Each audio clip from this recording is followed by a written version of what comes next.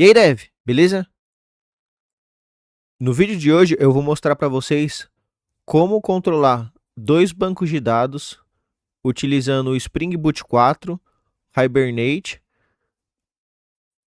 na mesma transação. O que significa isso? Eu vou ter dois bancos de dados diferentes, o MySQL e o Postgres, e a minha aplicação vai se conectar nos dois bancos de dados. E se acontecer alguma falha em algum dos dois bancos de dados, nenhum dado será inserido, nem no Postgres, nem no MySQL. Eu fiz um vídeo algum tempo atrás, que também está disponível aqui no canal. Se vocês não assistiram, por favor, assistam aquele vídeo antes, porque nesse vídeo vai ser praticamente uma continuação do outro. E nesse vídeo eu mostrei para vocês como conectar em dois bancos de dados, no MySQL e no Postgres. Porém, existe um ponto aí que eu vou mostrar aqui, vou demonstrar o problema, que acontece que pode acontecer de os dados serem inseridos em um banco de dados, porém no outro banco de dados dá o erro e no final você vai acabar com um dos dois bancos de dados desincronizados. Então, para evitar esse tipo de problema, eu vou mostrar aqui nesse vídeo como fazer para evitar esse tipo de problema. Então, vamos começar. Então, como eu havia dito, né? No vídeo anterior, não foi no anterior, foi alguns vídeos atrás, eu vou deixar na playlist. Eu fiz um vídeo mostrando como configurar dois bancos de dados. Naquele vídeo nós utilizamos o MySQL e o Postgres. E nesse vídeo, como vai ser uma continuação, eu fiz aqui um outro projeto, mas com a mesma configuração. Então eu estou utilizando aqui o Spring Boot 4. Então vou fechar esse projeto aqui. Vou abrir aqui o meu outro projeto. Então nesse projeto aqui, eu estou usando a mesma configuração, então, o Spring Boot 4, Java 21, e eu estou usando aqui o Spring Data, o Spring JPA, né? O Actuator e o MySQL, como podemos ver aqui, o MySQL e o Postgres, certo? Agora o que eu vou fazer? Vou mostrar primeiro como está funcionando, né, atualmente. Então, aqui vamos ver aqui. Eu tenho aqui o banco de dados MySQL. Eu vou remover aqui esta tabela. No, e aqui no Postgres, eu tô rodando Postgres pelo Docker. Eu mostrei no outro vídeo como rodar, então não vou me aprofundar nisso. E eu tô conectando o Postgres aqui no dbeaver. Então, ao invés de usar aqui linha de comando, eu vou aqui usar o dbeaver para conectar no Postgres e eu vou usar aqui o phpMyAdmin para conectar no MySQL. O Postgres está rodando no Docker e o MySQL está instalado aqui na minha máquina mesmo. Então agora eu vou rodar aqui. Então repare que eu não tenho nenhuma tabela nem no Postgres, nem no MySQL. E como eu havia dito no vídeo anterior, quando eu rodar aqui a aplicação, ele vai gerar minhas tabelas automaticamente por conta de uma configuração que eu tenho lá no Application Properties.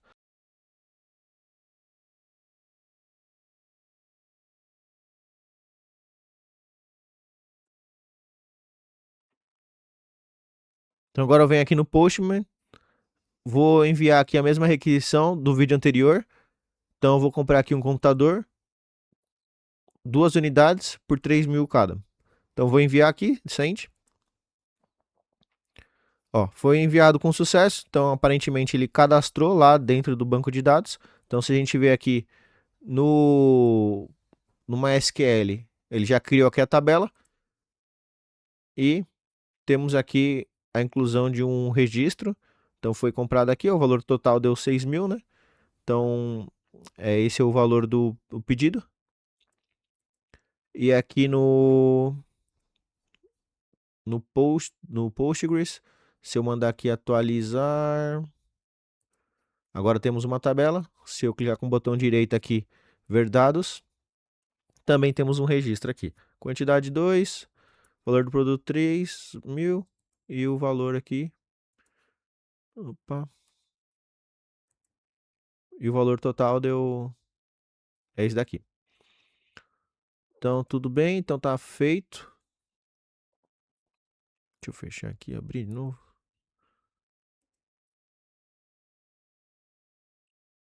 Eu não sei porque que ele tá querendo aqui que eu atualize, mas. Enfim. Vou fechar aqui. Pronto. Então, tá certo. Agora eu vou fazer o seguinte. Agora, imagine que temos um cenário em que eu vou precisar aqui receber um, um ID que vai ser único entre todos os sistemas para um certo pedido. Então imagine que nós temos um outro sistema que ele vai gerar um ID único do pedido para todos os sistemas.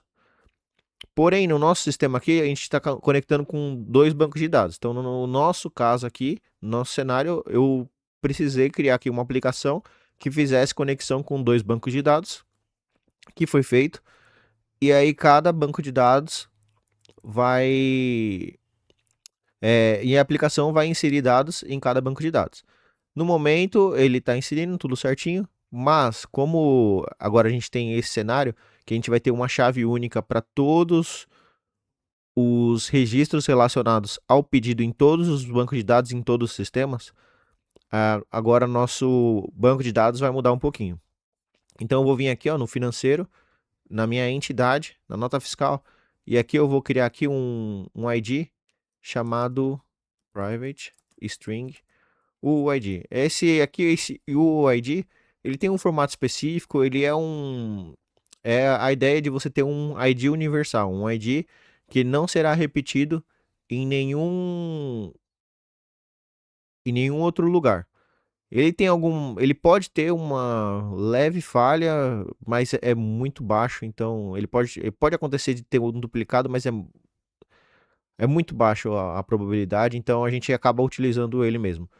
Porém, aqui essa ideia do UID, eu não sei se eu vou. Eu acho que eu não vou nem. Eu vou gerar o UID depois para vocês verem, mas a ideia aqui é que seja só um string mesmo, não vai ser um formato fechado, não. Mas ele vai ser o único para todos os sistemas relacionados ao pedido. Então vai ser aqui o UID do pedido. Pedido. Então aqui o nome vai ser o UID pedido. E aqui ele vai ser, como eu havia dito, ele vai ser único, certo? Aqui eu vou agora criar o get e o set. Pronto. Eu vou fazer isso daqui também pro meu pedido. Então aqui nas minhas vendas, entidade e pedido. Então agora eu também tenho aqui no pedido.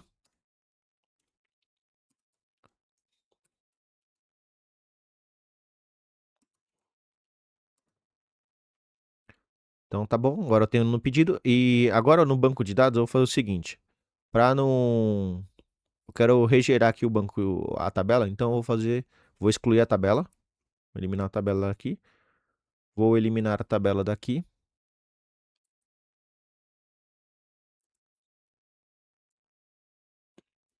E agora eu vou regerar aqui as tabelas pela aplicação. Então eu vou aqui rodar a aplicação.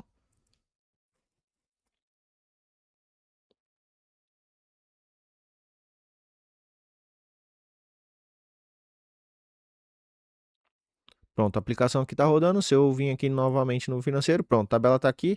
Se eu vim aqui nas colunas da tabela, eu vou ver aqui que tem agora o ID do pedido, certo? E ele é uma. Ele vai ter aqui um índice único, né? Então ele tem aqui Unique Key. Unique Key ele vai garantir que a tabela não possa ter mais de um registro com o mesmo UID. Então eu fiz isso aqui para o MySQL e para o Postgres também a mesma situação. Se eu vim aqui e pedir para atualizar, temos aqui a tabela novamente, temos aqui as colunas, temos aqui o ID do pedido, E se eu vim aqui em Constraint, você vai ver que temos aqui Unique Key, que vai ser relacionado, né, a essa coluna aqui, essa UID do pedido, certo? Então, essa parte foi feita. E agora, o que eu preciso fazer? Eu vou receber esse UID via requisição. Então, aqui no pedido controller, vou vir aqui, request param, string, UID do pedido. E esse UID do pedido vai ser enviado para o pedido service e vai ser inserido aqui junto com o pedido.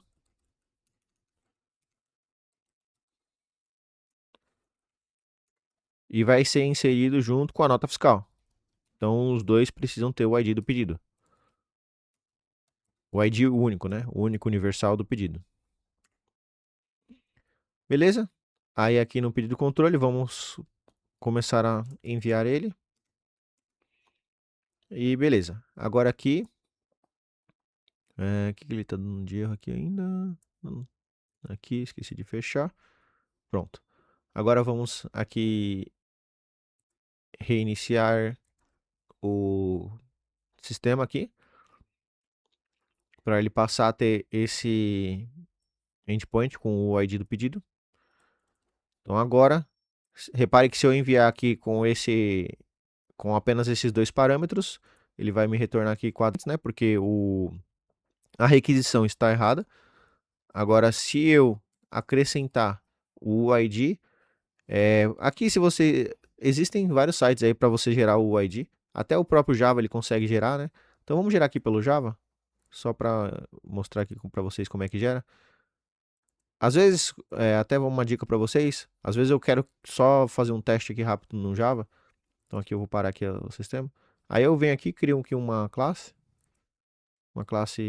testando, alguma coisa assim. E aqui é só você gerar aqui um método main.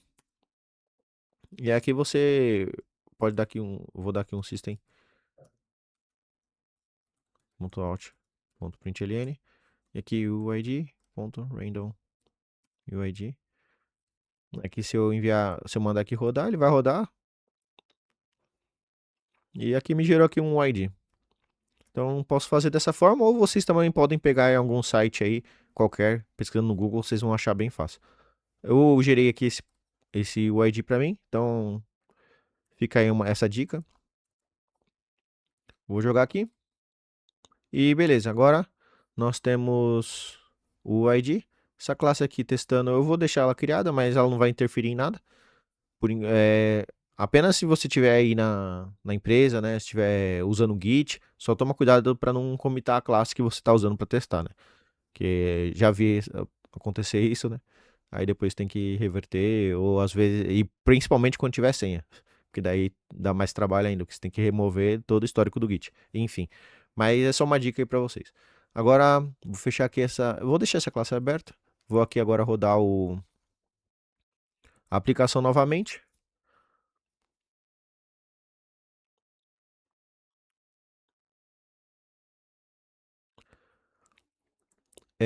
Agora, uma nova requisição, né? Então, agora repare que nós não temos nenhum dado aqui na nota fiscal.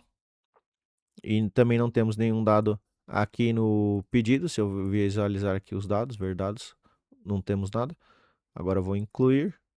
E agora no novo registro vai vir com, se eu mandar aqui atualizar, vai vir com o meu UID do pedido. Então temos aqui e temos aqui também no nota fiscal. Porém, agora nós vamos aqui para o nosso cenário principal do vídeo. Imagine, aqui nós estamos fazendo inclusão de dois registros, certo? Então aqui nós temos a inclusão do pedido e da nota fiscal. O que aconteceria se, ao tentar incluir na nota fiscal, por exemplo, o ID por algum motivo já existisse na nota fiscal? Então aqui nós temos a nota fiscal, ele tem esse UID, mas por algum motivo ele existe e, sei lá, porque algum outro sistema incluiu. Eu falei, né, que o ID, quando você gera ali, ele é único, mas imagina que pode ser que não seja algum. Só uma string, né? Pode ser que alguém aqui não enviou o ID. E tudo bem aqui pro banco de dados. Não estou verificando se é um ID. Então, por algum motivo, algum sistema enviou e o outro. Agora, em vez de eu criar um novo, eu venho aqui no meu Postman e envio o mesmo. Então, vamos simular esse cenário. Então, aqui no nota fiscal existe esse UID. E eu vou, para simular, eu vou excluir aqui o registro. Imagina que não foi o meu sistema que gerou esse UID, foi algum outro sistema que gerou esse UID aqui dessa tabela. E agora o meu sistema vai tentar gerar aqui também. Então vou excluir aqui, vou excluir esse registro para simular. Então agora, o que vai acontecer? Eu estou inserindo peraí, eu fiz o cenário inverso. Na verdade, eu tinha que excluir daqui do... Bom, vou excluir os dois novamente. Vou mandar gerar. Então tá, então aqui ó, nós temos aqui uma ordem. Primeiro eu insiro um pedido e então gera nota fiscal. Vai dar falha no segundo passo. Então na nota fiscal vai dar falha, certo? Ah, eu tinha feito certo. Não me confundi aqui. Então na nota fiscal vai dar falha. Então no pedido aqui ele vai conseguir inserir. Então eu preciso excluir aqui do pedido. Então excluir do pedido. Então vai conseguir inserir aqui no pedido, porém na nota fiscal vai dar falha porque ele já existe aqui uma nota fiscal com o mesmo UID. Quando eu executar isso daqui, o que vai acontecer? Ele vai conseguir inserir lá no... Ó, ele deu erro, né? Porque ele não conseguiu inserir nos dois. Entretanto, ele conseguiu inserir aqui no pedido. Então, meus bancos de dados ficaram desincronizados. Porque imagina que isso daqui... Vamos simular melhor ainda para vocês entenderem 100%. Imagina que eu venho aqui e eu vou excluir, né? E agora o meu pedido vai vir aqui com um outro produto. Então, um outro produto aqui é, sei lá, uma TV. Vou comprar aqui apenas um. E aqui vai ser... A TV foi R$ 1.000 só. E aí eu envio. Então, o que aconteceu agora? Agora eu tenho aqui um pedido diferente do pedido que está na nota fiscal. Então, esse é o cenário aqui que era computador, o valor foi 6.000. E aqui eu tô falando que eu tenho uma TV que o valor foi de 1.000. Então, tá desincronizado. Para resolver esse problema, o que existe aqui no próprio Spring Boot, existe aqui uma anotação chamada @transaction. @transaction não. Aqui do próprio Spring Boot, né? Aí o que vai acontecer? Aqui, em teoria, é para ele controlar tudo que tiver aqui dentro desse método como se fosse uma transação única. O que é a transação? A transação vai ser o processo, a execução do processo completo. Então, dentro da transação, você pode ter várias etapas. E aqui, a ideia desse @transaction é que ele faça a transação por completa, ou ele não faça nada. Significando que ou ele iria incluir os dados nos dois bancos de dados, ou ele não iria incluir nenhum banco de dados. No banco de dados, a gente chama isso de rollback. Então, ele iria incluir o dado aqui temporariamente no Postgres e depois ele iria incluir o dado aqui temporariamente no MySQL e caso tenha funcionado, ele comita no final, né? Ele salva no final, ele garante que foi executado as duas transações corretamente. Porém, se falhar a segunda, ele daria um rollback, ou seja, ele deletaria aquela inclusão que ele fez temporariamente no Postgres. Essa aqui é a ideia. A gente pode fazer... Existe várias estratégias para cobrir isso. Você poderia, por exemplo, fazer manual mesmo, né? O que não é aconselhável, né? O ideal é você tentar fazer alguma forma automatizada com algum framework, que é o que a gente vai fazer aqui, mas você poderia fazer manual mesmo. Então, se falhasse no segundo, você deletaria o primeiro. Mas aqui no nosso caso eu vou mostrar aqui como usar um framework para agilizar isso. De início, né, a gente pensa aqui, tá, existe essa anotação do Spring Boot, que é para controlar toda a transação. Então eu vou colocar ela. Vamos ver se vai funcionar. Coloquei ela, agora eu vou mandar aqui rodar.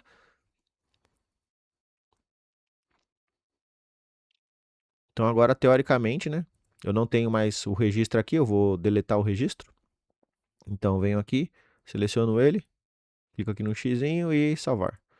Então não tem mais o registro, então teoricamente com esse arroba transactional é para ele não incluir nenhum. Porém, ó, a gente recebeu aqui um erro diferente, inclusive, erro 500, internal server erro. O que acontece? Aqui no Spring Boot, ele usa ali a configuração que existia aqui nesse Transaction Manager. Porém, a gente tem dois Transaction Manager. A gente criou um Transaction Manager para controlar. Então, esse Transaction Manager é o que vai controlar a transação. É o gerenciador de transação. Porém, a gente criou dois. A gente criou para o financeiro e criou para vendas. Porque a gente tem dois bancos de dados separados, na mesma aplicação, mas separados, que com dois lugares aqui. Se você ver aqui, ó, a gente criou aqui esse Platform Transaction Manager para o financeiro. Então, ele vai controlar a transação do, do MySQL. E aqui nós temos um Transaction Manager, né, um Platform Transaction Manager para vendas Transaction Manager, para vendas, que é do Postgres.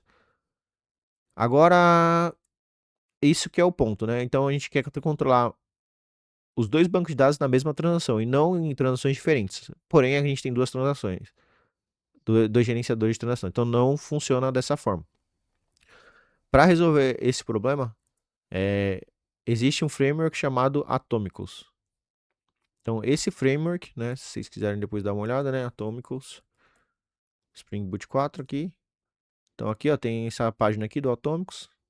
Então aqui tem documentação, né? Tem referência, é, alguns exemplos. Acho que é possível achar alguns exemplos, até para se vocês precisarem implementar para legado, alguma coisa assim. Ele tem aqui, ele tem até um suporte, dá para você inclusive contratar para ser pago, né? Você tem a versão free, tem a versão que é mais robusta, né? Que é paga. Então, esse é um framework que eu já utilizei nas minhas experiências aí. E ele funciona bem. Então, para esse cenário especificamente que eu utilizei, né, que eu vou mostrar aqui, que é quando você tem dois bancos de dados no mesma aplicação e você quer que ou seja inserido tudo ou não seja inserido nada. E você quer controlar isso de uma forma automática. Se você ver aqui, né, ele não inseriu nada, mas também ele nem tentou inserir porque deu erro, né? Então, aí agora nós vamos fazer as mudanças aqui para implementar o Atômicos, que é aqui o foco do vídeo. Vamos lá. Então, eu me estendi um pouco, mas é para vocês entenderem 100% do cenário, né? Então, a primeira coisa que eu vou fazer, né? Aqui na configuração, aqui no financeiro Data Source, eu não vou poder mais usar o dessa forma. Então, aqui não vai ser mais um Data Source. O Atomicus trabalha com um XA Data Source, mas na verdade, a primeira coisa, né, de tudo, que eu acabei esquecendo aqui, é vir aqui no .xml. Então aqui o próprio, aqui no Atômicos, você vai encontrar, né, ou você pesquisa no Google, Atômicos Spring Boot 4, né, porque eu estou usando aqui Spring Boot 4. Aí você vai achar essa dependência aqui do Atômicos, certo? Então a gente vem aqui, insere aqui a dependência do Atômicos. No meu caso aqui eu já tenho a dependência, mas é que eu venho aqui no Maven, sincronizar o projeto. Pronto, sincronizou. Então agora aqui eu não vou poder mais usar aqui o data source só. Agora aqui eu vou ter que usar o XA data source XA data source. E aí então aqui eu vou criar aqui um Atomicals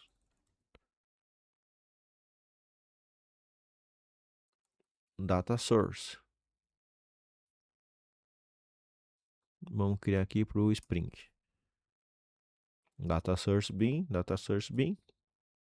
Então agora aqui meu data source Não vai ser mais o... Então aqui, você repare que ele não tem mais esses métodos, né? Para só dar o get set. Aqui, vamos ver aqui que ele tem. Data source, ponto, set, xa data source. Então aqui eu preciso desse get xa data source. Vamos criar aqui esse método.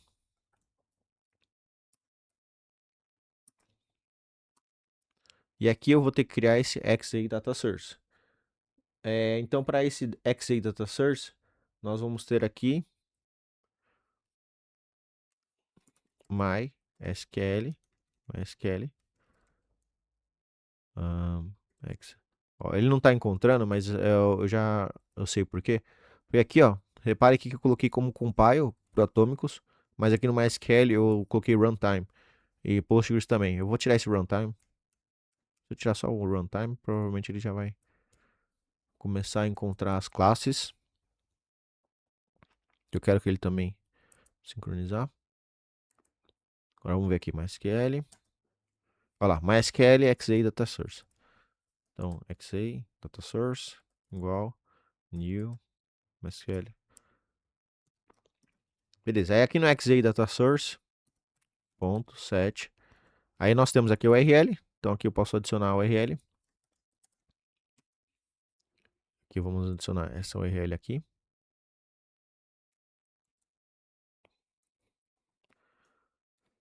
Vamos aqui adicionar o xa data source ponto set password. Vamos pegar aqui o password.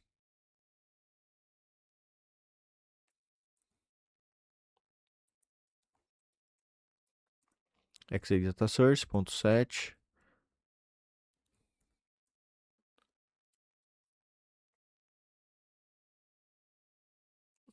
user. Então vamos pegar aqui o username. Colocar aqui.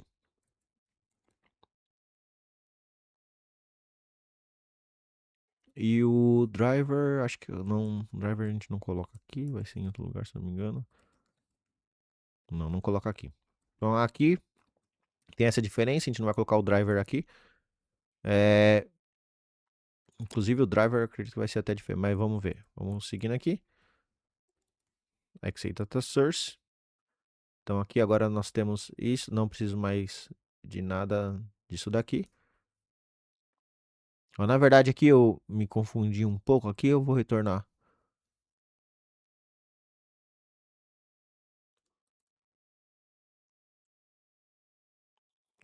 um data source do financeiro.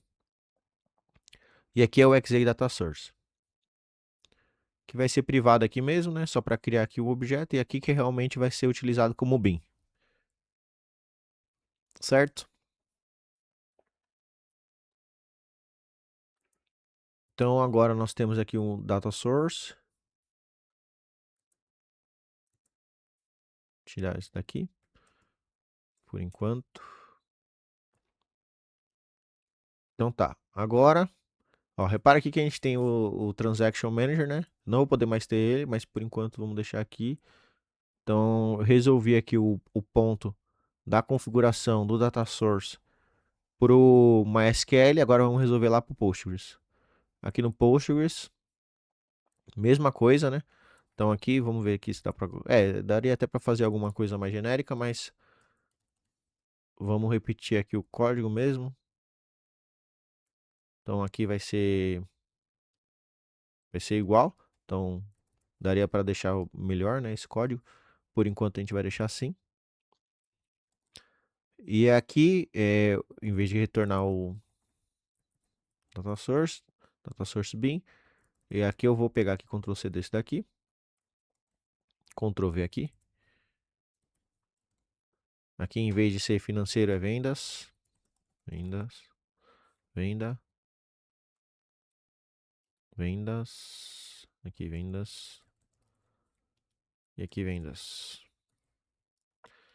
Beleza? Agora não é mais SQL, né? Então aqui vai ser pg, seja, beleza. PG é xa data source. PG xa data source. E no final tem a mesma mesmas propriedades, né? Então, é isso. Então, nós temos aqui agora. Deixa eu remover aqui o que não está sendo usado. E aqui. Então, fiz a primeira configuração. Agora, a outra configuração. Então, fiz as duas configurações para o MySQL e para o Postgres. Agora, a próxima configuração é a transação, né? Então, agora nós vamos configurar a transação propriamente dita. Então, nós não vamos mais utilizar aqui esse item aqui. Esse método aqui, né? O método de criar a transação. Não vamos mais ter um bin para cada um. O que nós vamos ter aqui é uma nova configuração. Vou chamar aqui de Atomicals Transaction Config. Então, esse aqui também vai ser uma configuração, configuration. E aqui, para o Atomicos configurar, para o Atomicos gerenciar, né, os dois, eu tenho que definir aqui alguns bins. O primeiro bin aqui que eu vou definir vai ser o bin. Vai ser o user transaction public user transaction user transaction.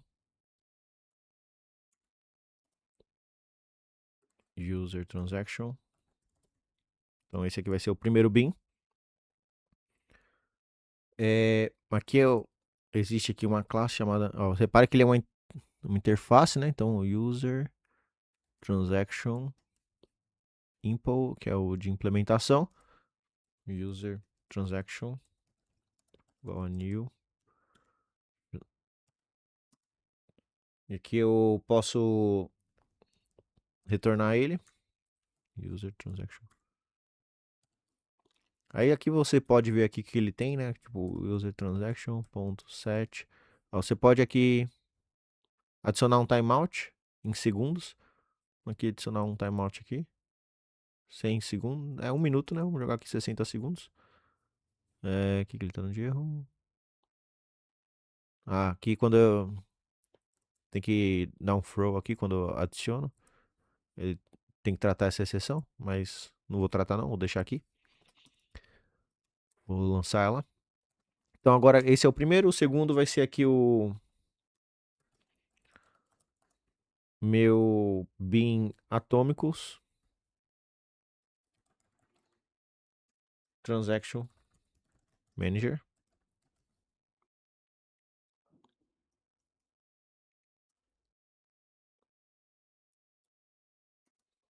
Public transaction manager. Então esse daqui vai ser o meu transaction manager.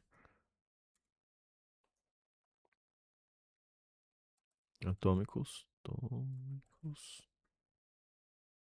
transaction manager.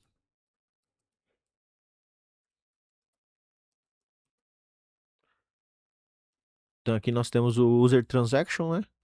E aqui nós vamos criar aqui um gerenciador desse user transaction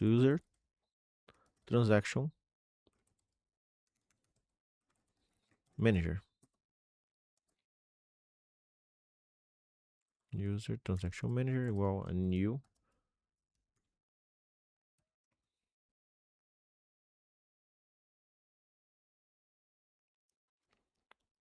E aqui eu posso retornar user transaction manager.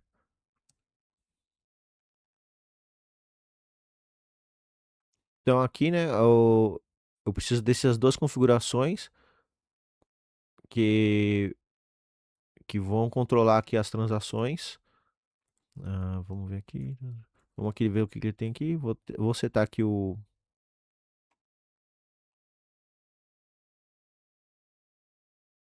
Aqui eu também posso setar um timeout. Vou aqui também setar o timeout de 60. Mas aí quando eu seto o timeout também preciso aqui tratar.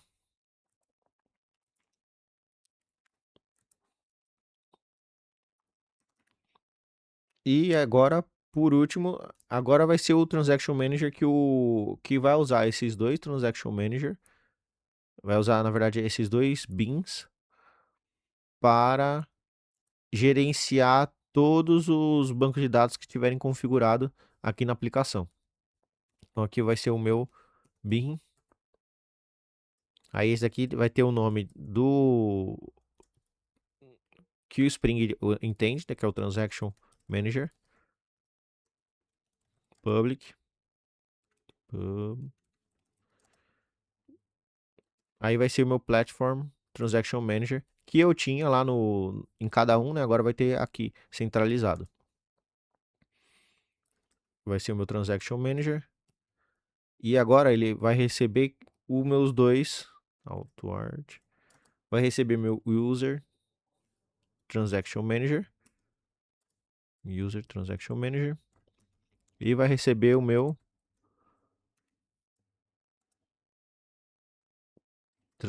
gerenciador de usuário Atômicos. Vai ser esse nome aqui, Atômicos Transaction Manager. Vai receber aqui o gerenciador do... Não sei o que é. Pronto, melhorou. Pronto. Agora eu recebi aqui os dois, né? Injetados as dependências. E aqui eu preciso criar aqui uma forma de... Vou passar os dois. Então, essas configurações aqui é para você conseguir controlar todos os bancos de dados em uma mesma transação, né? Como eu já havia dito. Então, aqui eu posso vir aqui. Então, aqui temos uma nova classe, né? Que é o JTA. Então, é o Java Transaction API, né? O JPA, que é o Java Persistence API. Então, aqui nós vamos usar o JTA. E aqui vamos pegar aqui o do Spring Transaction aqui. E aqui ele vai receber o User Transaction, que foi criado ali, e o Atomicals Transaction Manager. Então aqui eu estou passando aqui pro JTA, que ele vai ser gerenciado aqui pelo Atomicals. E aqui eu estou passando uma configuração de cada transação, né? Para cada transação aqui vai ser esse período aqui. E aqui o geral da transação, né? Vou girar aqui. Então, na verdade aqui eu vou calcular, né? Então, se para cada transação vai ser 60, para o total da transação vai ser 120. Porque temos duas transações, vai ser uma transação ali para o Postgres e uma para o MySQL. Então, vamos colocar aqui um total de 120. Eu acredito que se você colocar aqui menor que 60, ele daria erro, tá? Mas não vamos fazer isso aqui, vamos colocar aqui. Então agora, aparentemente, tudo configurado. Vamos testar nossa aplicação. Então agora, né, com esse @transactional, agora nós temos um único gerenciador de transação que eu configurei aqui. Então é esse Transaction Manager que é para ser utilizado. Vamos ver aqui que se só com essa configuração já funciona. Vamos ver, run. Vamos ver se o nosso cenário aqui está montado, né? Então, beleza, não temos dados aqui no Postgres. E temos dados no MySQL com o mesmo UID. Então vamos ver aqui. Aparentemente foi criado. Aqui ele já deu alguns logs a mais aqui. Se a gente analisar, tem várias coisas relacionadas ao Atômicos. Ele configura automaticamente por default, automaticamente, né? Por default, porque eu não coloquei nenhuma configuração extra, né? Eu poderia ler lá a documentação, pesquisar para adicionar cada item aqui do jeito que eu quisesse, né? Cada configuração aqui do jeito que eu quisesse. Mas aqui vamos usar aqui os padrões que já é o suficiente para nós. Então vou enviar. Enviei. Vamos ver aqui o que deu de erro.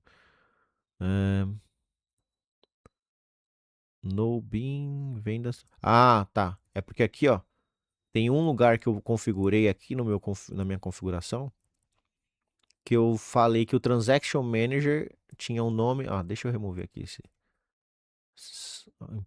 Não está sendo usado, né? Vamos remover.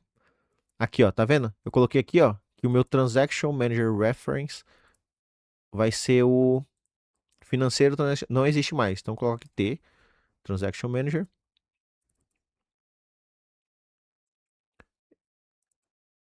Ah,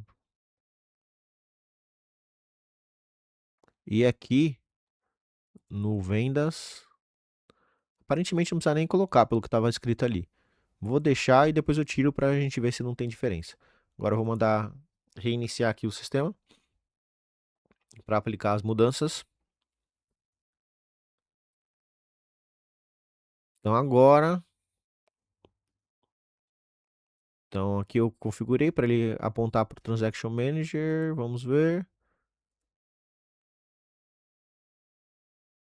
Ó, aparentemente ele funcionou, mas ah, ele incluiu. Vamos ver aqui no Beaver. Atualizar. Ó, não incluiu nada, nem aqui e lógico, né, aqui no MySQL também não, né? Mas eu achei estranho que ele não deu erro. Vamos ver aqui. Como se ele refresh data source.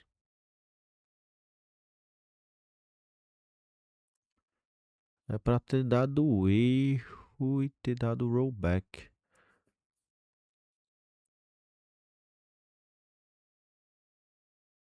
Vamos ver, vamos ver. Service, pedido service.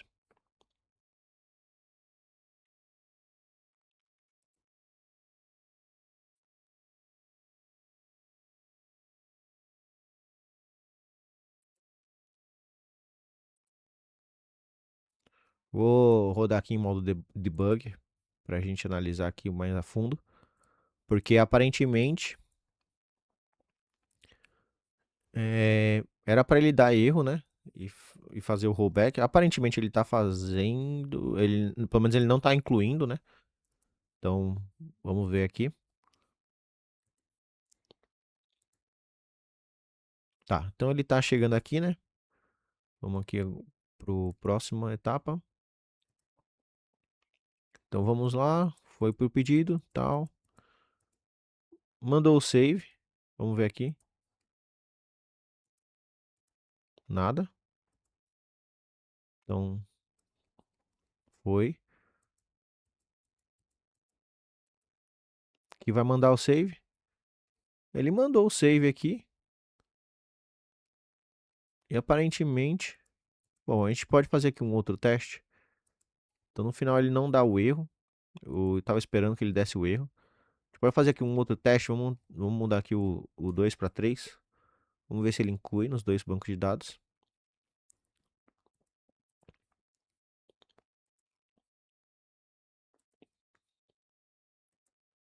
Ele não está incluindo.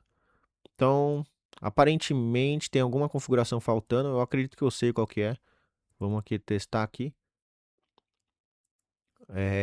Vou voltar aqui pro 2, né? Vou voltar aqui pro 2. Então, aqui a forma de... Aqui na nossa configuração do data source, tem uma configuração a mais aqui que eu posso colocar aqui nas propriedades do Hibernate para falar que ele vai ser gerenciado pelo JTA ao invés do JPA. Eu acredito que é essa configuração que está faltando. Vamos colocar aqui. Então aqui, ó, propriedades.put javax.persistence.transaction type.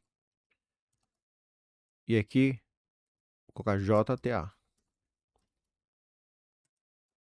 Vou fazer a mesma coisa para vendas.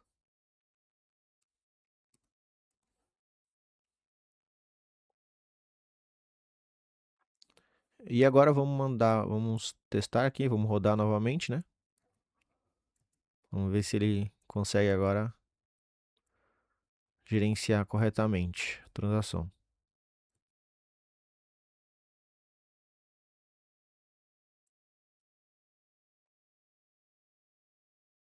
Uhum. Vamos ver agora, né? Vamos ver se vai. Ó, deu erro, beleza? Vamos ver qual que foi o erro. Ó, dupliquei. Beleza, então ó, agora ele fez o que era esperado. Ele tentou incluir no MySQL e ele deu erro. É isso que a gente esperava, dar erro. Agora, então no MySQL, né? Obviamente não vai ter mudança, porque no banco de dados está configurado para ser o ID único. Então eu estou enviando mesmo, deu erro. Agora vamos testar no Postgres se ele incluiu. Olha lá, não incluiu, tá vendo? Essa era a expectativa. Então agora a gente consegue gerenciar as duas transações de dois bancos de dados diferentes na mesma. Na verdade, não são duas transações.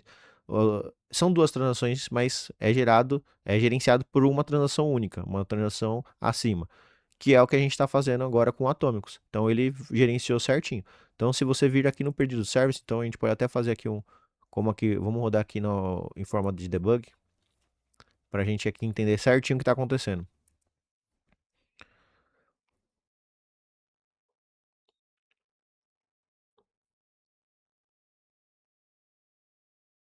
Aqui, então vou enviar, né? Agora é a requisição.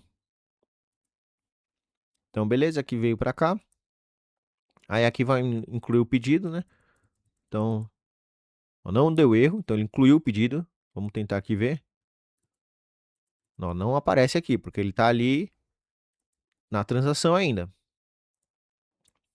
Agora vamos seguindo. Vamos seguindo, seguindo, seguindo, seguindo. E aqui, pá, deu erro. Então, no final das contas, ele tinha incluído o pedido ali no meio, mas não finalizou a transação, então ele não comitou. Então nem apareceu aqui para mim. Agora, vamos testar agora, colocar aqui um novo pedido com um UID diferente. Eu só mudei aqui de 2 para 3, não gerei um novo não. Agora é para funcionar, certo? Então agora vamos testar aqui. Então aqui vamos incluir um novo pedido. Então você vem aqui no nota fiscal, ó, não aparece ainda, porque ainda está ali no gerenciando a transação, ainda não comitou. Não, desculpa, aqui na verdade é aqui primeiro, né? Não aparece. E agora ele incluiu no MySQL. Vamos ver aqui. Não aparece. E agora vamos até o final. E agora ele comitou, né? Porque acabou a transação. Então ele salvou. Opa, não apareceu. Não comitou. Por algum motivo ele não está incluindo. Né? Não incluiu. Por algum motivo ele não está incluindo. Vamos ver. Ó, deu algum erro aqui. Vamos ver aqui o que ele deu de erro. Acho que deu timeout, hein? Vamos testar. É timeout, ó, tá vendo? É porque fiz debug, né? Então vamos tirar aqui os debug. Vamos tentar aqui. Eu coloquei lá para, lembra, configurei lá, né, o timeout, então ele tá respeitando o timeout. Se passou do tempo, ele já deu o rollback. Então vamos lá, vamos mandar seguir aqui. Tirar aqui os breakpoints. Vamos ver. Não, não foi timeout não. Vamos ver aqui.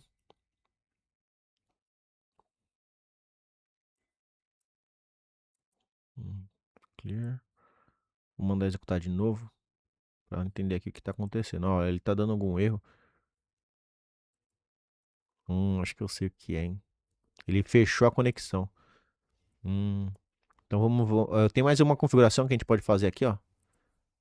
Aqui nesse user transaction manager.set for shutdown false. Que parece que ele encerrou a conexão depois que ele deu o erro. Vamos testar aqui sem esse force shutdown. Vamos lá, run.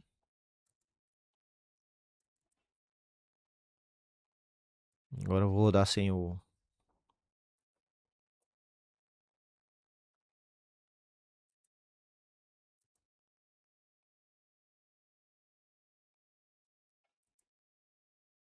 Hum, parece que o Postgres.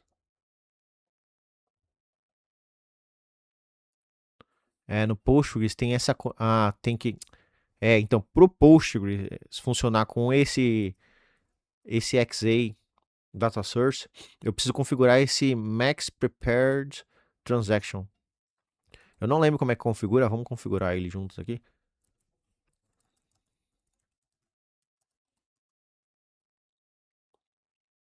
Aí aqui, ó, tá falando para eu. Ó, tá só para falando para eu rodar esse comando aqui. É. Então. Eu tinha esquecido disso. Pro Postgres em específico, a gente precisa configurar isso. Então vamos lá configurar, né? Aqui em linha de comando, se eu rodar esse comando aqui, Max Prepare. Eu vou jogar aqui 1000, não vou jogar 100 não. Vamos ver. Agora vamos testar novamente, né? Vamos aqui rodar novamente. Eu havia esquecido, mas então, esse daqui é mais configuração de banco de dados, né? Então, mas para funcionar aqueles XA lá, precisa colocar essa configuração a mais. Então agora vamos testar novamente. Vamos ver se vai dar algum outro erro.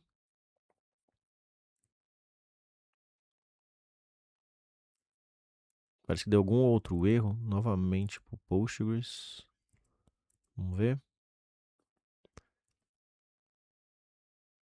Ah, eu acho que eu tenho que reiniciar o. Hum, mas eu vou ter que rodar esse comando aqui na hora do. Que eu tiver configurado. Porque tem que reiniciar o banco de dados. Então eu vou ter que ver aqui como é que eu faço para rodar o comando na hora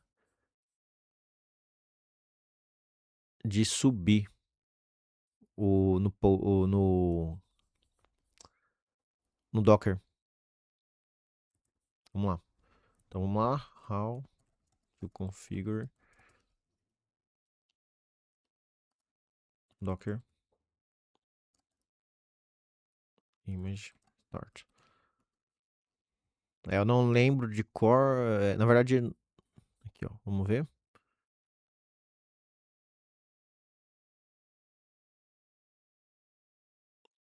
Aparentemente,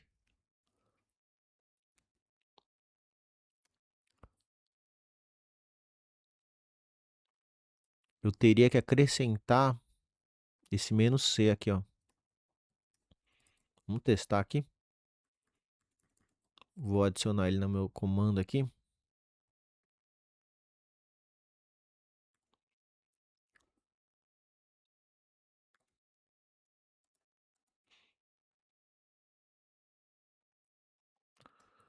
Vamos.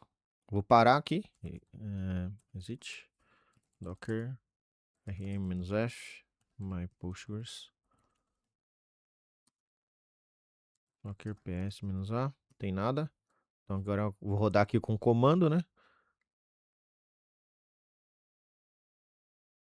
Vamos ver. Docker ps. Tá rodando. Agora vamos testar novamente.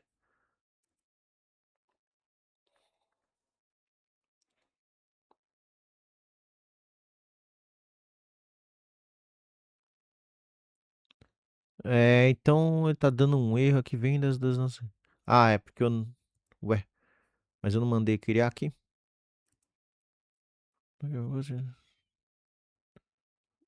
Ah, não, não mandei criar. Esse aqui é o comando que não manda criar. Vamos lá, novamente.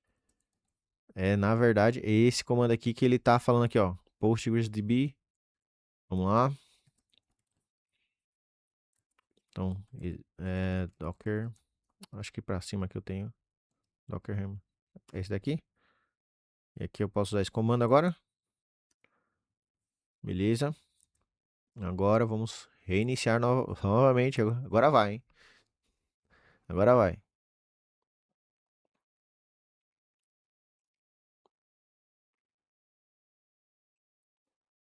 Ué.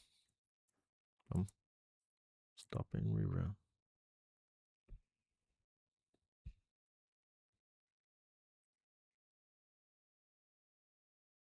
Agora sim, existe o banco de dados, teoricamente.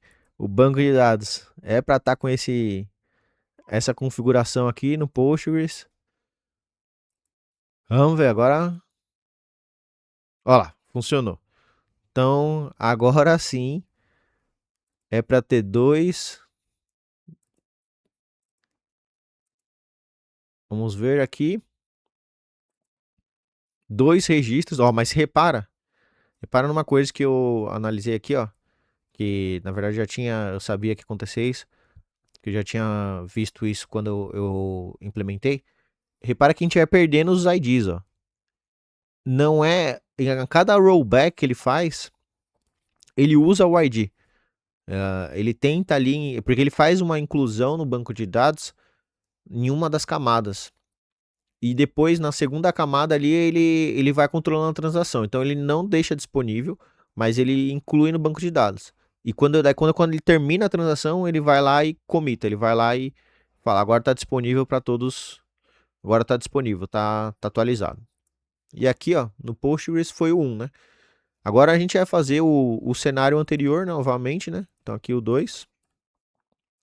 Aí no 2 ele vai dar o erro, certo? Deu o erro. Se eu mandar aqui atualizar nada foi incluído aqui.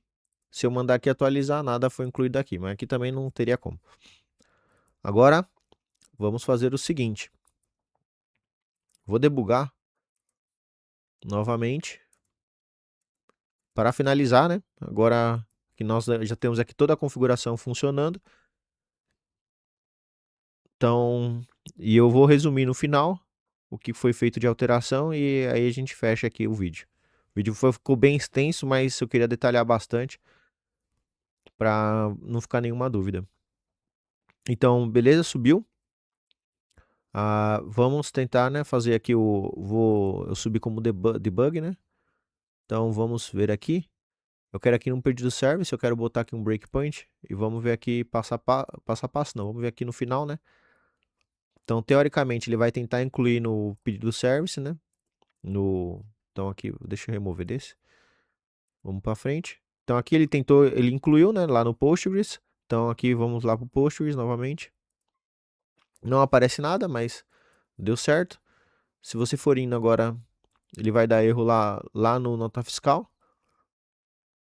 Aqui ele vai dar o erro, certo? Então ele deu o erro, e então ele não incluiu nada no Postgres e não incluiu nada no MySQL, porque no MySQL já existia o ID. Se eu acrescentar um ID novo, vem aqui acrescentar um 4, por exemplo, e eu testar, então aqui ele vai incluir no Postgres, não vai aparecer ainda, porque ainda não foi comitado. E lá no final do método, se eu mandar aqui atualizar, mandar rodar, ele vai incluir um ID, repare aqui que é o 4. Eu testei duas vezes com um erro, então eu perdi o ID 2 e o 3 e foi acrescentado o 4. Então é essa que é a dinâmica aqui que o Atômicos ajuda a gente a controlar. Então a gente não precisa fazer o rollback manual, ele garante ali o rollback automático. Então, se eu tivesse que 4, 5 banco de dados, o Atômicos ia controlar essa transação com uma só. Então, o ponto positivo é esse, né? O rollback é automático. O ponto negativo é você está ali comunicando com vários bancos de dados, né? Então, você está usando. A transação vai ficar um pouco maior tempo, né? Então, imagina que se você tivesse aqui uns 15 bancos de dados sei lá, tá ali no meio dos 15 bancos de dados, pode ser que demore ali mais de um minuto por transação. Então isso vai deixar ali o banco de dados é, em tempo de espera para outras conexões e se for na mesma tabela, nas tabelas ali que você está mexendo, né? Então esse é um ponto de atenção que você tem que ter, mas eu tive que utilizar isso daqui já em um cenário e foi justamente esse cenário. Eu tinha ali dois bancos de dados, era o Postgres e o Oracle, e eu precisava que os dois fossem sincronizados. Aqui no caso é o Postgres mais MySQL, eu lá usei Postgres e Oracle. E aí os bancos de dados precisavam ficar sincronizados. Eu fiz ali comunicação com várias tabelas ali, com acho que mais de 17 tabelas. e eu precisava que tudo ficasse sincronizado ou nada funcionasse. E funcionou bem, então aqui eu estou ensinando aqui para vocês o que eu implementei. Então mas basicamente o que foi mudado aqui, né, de configuração foi, eu criei aqui o gerenciador de transação do Atômicos. Primeiro de tudo, né, eu adicionei a dependência do Atômicos aqui no .xml. Eu removi aquele, então tá aqui, ó, compile Atômicos. Eu removi o runtime do MySQL e do Postgres para conseguir utilizar a classe aqui no a classe XA do MySQL e do Postgres aqui na configuração do banco de dados. Então aqui eu tinha apenas um método para o data source. Agora eu tenho o data source da Atômicos, que vai utilizar o data source XA, que é para gerenciar a transação, né?